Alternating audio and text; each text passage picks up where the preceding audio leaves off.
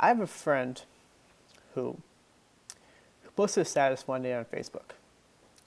His status read, "After living in the quote-unquote cancer world, I absolutely have no clue what the appeal is and the fault of our stars is for many people. It's a living hell. Why would you look for that in entertainment?" Well, I totally agree with this kid, and I'm here to really explain what my problem is with Fault in Our Stars. Now, before we go into a controversial, I'm just going to talk about the book itself, like the book. Uh, if you don't know what The Fault in Our Stars is, I'm very surprised because it's been blowing up lately. It's about this girl named Hazel who has a terminal illness, cancer. I don't want to say that word over again. I'm just going to say terminal illness. It's easier for me to say because I don't like to associate that myself with that word too much. And she meets this guy in a support center kind of thing, and she really likes this book, which I'll get back to that book in a moment. And she wanted to really reach out to the author because the book wasn't really finished, and she has a lot of questions to ask. So basically, they go to Amsterdam, get the author out this kind of a douchebag, and then Augustus dies, and tears for most people, and yeah. Now, what kind of story is that? First of all, when I read the book, when I read Fault in Our Stars, when I was introduced to the main protagonist, who is also the narrator, nerdy teenager, Hazel Grace, I was like, okay, this is a standard John Green book. He writes the same story just in different ways in all his books. Read Paper Towns, read Looking for Alaska. You will know what I mean once you keep reading his books. Even Real Grace to an extent, but that book was terrible.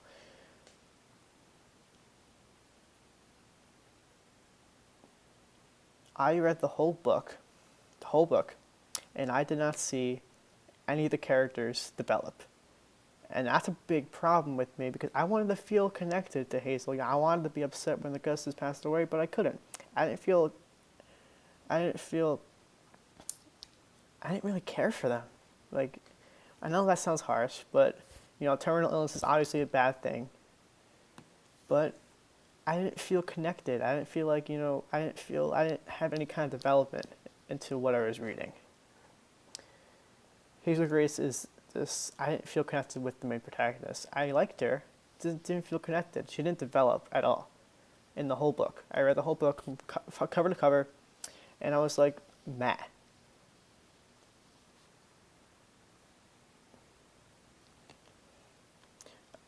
The diction that John Green uses in his books is also really interesting because while John Green will be a very simplistic writer who will go into these very long pages to pages of dialogue, of usually just dialogue, like kind of like soliloquies, not really. And I just get puzzled only because these characters that he's writing about are teenagers, my age and a little older, and they're Shakespearean terms, not legitimately, but that's what it feels like. And I get thrown off because not only is the character being developed, not only the character's being weird, it's not consistent. It's like the diction's all over the place, like a smishmash of ideas. Maybe you can say that he was lost for his writing, but he's not a good writer. I have a really big problem with romance stories in general. When you take away the romance, it's not a story. Let's give an example where that doesn't happen. Let's take Hunger Games, for example. If there was no romantic plot at all, it would still be a story. There would still be a driving plot. There would still be development. It would be actually really good. It would be more like Battle Royale. Even though Battle Royale had a romance thing, but it wasn't really anything too important. It wasn't like people fed off of it, With this piece of literature, John Green kind of feeds off this romance. This romance of these two characters who are both terminally ill.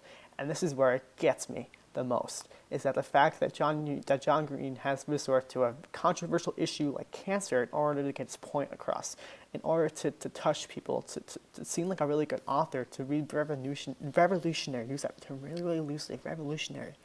And I fucking hate it, only because is that I had so many, I had, this kid was like my brother, and he almost passed away from this stuff. And I couldn't, and after really reflecting on what I was reading, is that they were romanticizing two people who were passing away. So when I was reading this, I was questioning myself: do they really like each other? Are they really in love, or or they just think they are because they both know their time's up pretty soon, so that they want to make the best of it. And you think that's romantic? Then I'm gonna give you 2 middle fingers right now, because that is not romantic. That is taking advantage of people who have terminal illnesses, who might pass away, who might wake up and never breathe again. It's honestly kind of disgusting what John Green did with this book. And if it was a well-written story, I can give some sympathy, but I can't. The fact that they didn't the fact that he didn't do his research, they can't have sex. You can't have sex when you're terminally ill.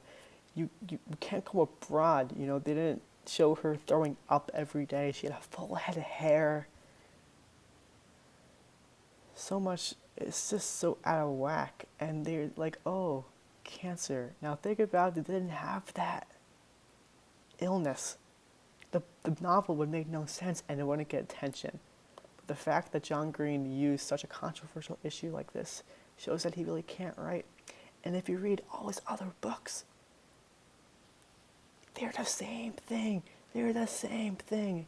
Every book is the same formula. Usually a nerdy girl teenager falls in love with a guy. Come on, John. Come on. There's a metaphor in the book that a lot of people like. I don't get it. If you buy you're allowed to buy cigarettes, but you can't light them. Okay, I'm allowed to put a gun to my head. As long as I don't pull the trigger, I'm fine. No, I think what he's trying to say is that there's you're allowed to be surrounded by bad things, but as long as you don't do them, that's good. It's not really a good lesson to teach kids. If you're around people who drink, you're most likely going to drink. If you're around people who smoke, then you're going to smoke. Not only is that psychologically really been proven, that if people who do bad things, if you're associated with people who do bad things, you do bad things. It's not a good lesson to teach teenagers. Look, I'm a 16-year-old, just unsignificant, typical suburban kid. I'm not significant, and obviously I'm the huge minority in this, and there could be something that I could totally be missing out. Something could be completely going over my head right now, but I really don't. If there was a movie really showing realistically kids who have cancer, nobody would watch it. It would be so awful that nobody just could bear what they're watching. Nobody can really stomach it. And the fact that I've heard people who told me that they want cancer now because they saw Fault in Our Stars and they think that's how you fall in love. If you think that, then you're so stupid. Okay. I think I made my point across. Martin's Eye, Fault in Our Stars, forever.